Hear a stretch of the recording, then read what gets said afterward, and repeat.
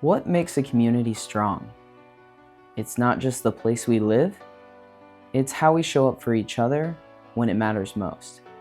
The courage to say, we deserve better, and the belief that together, we can build it. 10 years ago, Exodus Lending was born from a simple idea that no one should be trapped by a payday loan, that dignity and freedom belong to everyone with no exceptions. What a beautiful thing to be a part of a community these 10 years and watch Exodus be born, grow, change, develop, and find its way to sort of be its own organization for the sake of the community. This church may have sort of birthed Exodus, but it is our deepest joy to watch it sort of flourish for the sake of the wider community. Exodus Lending starts with people and their stories, their suffering and their joy, and moves from there into a path towards financial sustainability and freedom. What started as an act of resistance became a movement, fueled by neighbors helping neighbors, by donors, partners, and graduates, building something stronger than any one of us could build alone. Exodus already, through the advocacy side, has made some of its own work obsolete in the pursuit of actually addressing the problems, the needs, creating real solutions, and then adapting to what still are the needs financially for people who are facing these emergencies that they can't make ends meet for a while.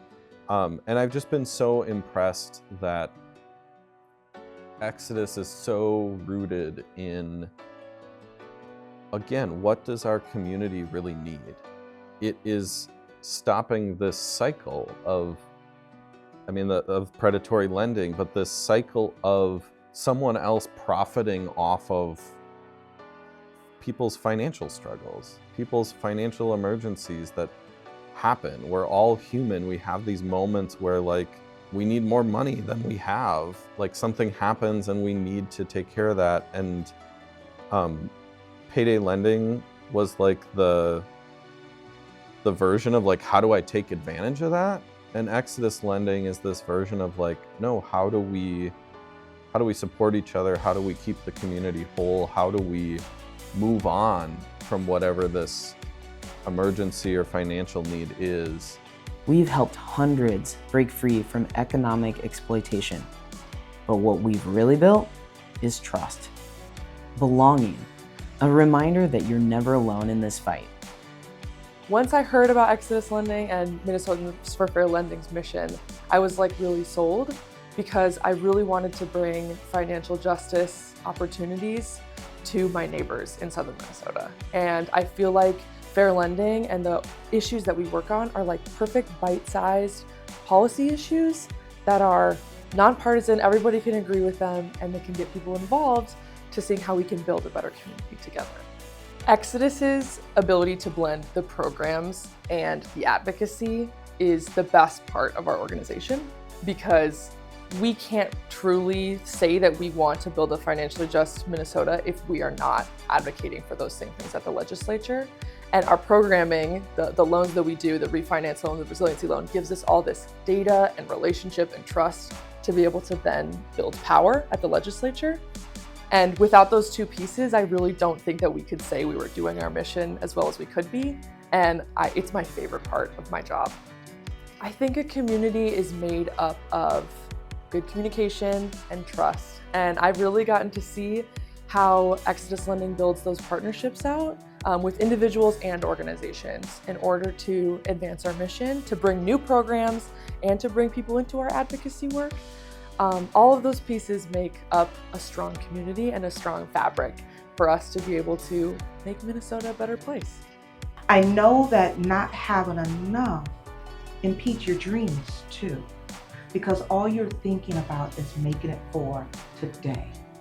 And so when I think about kids, because I worked with kids for a good portion of my career, when I think about the number of kids who can't dream because their families just have enough, it made me feel like I need to get involved in an organization that wants to change that wants to stop people from taking advantage of folks who have taken advantage of our community members who just have enough. The next 10 years start with us, with you, because this work isn't finished. And the community we're building together is rooted in justice and powered by collective action. It's not finished, and it won't be without you.